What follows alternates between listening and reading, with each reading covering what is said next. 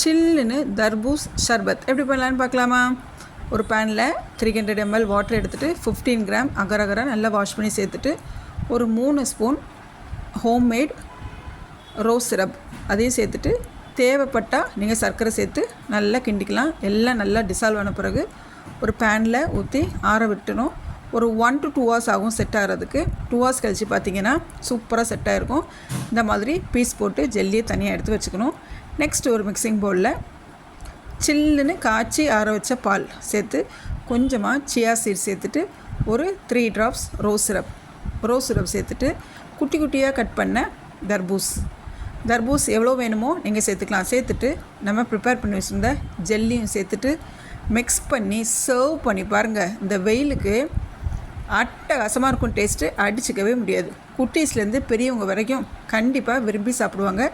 இந்த ரெசிபியை ட்ரை பண்ணி பாருங்கள்.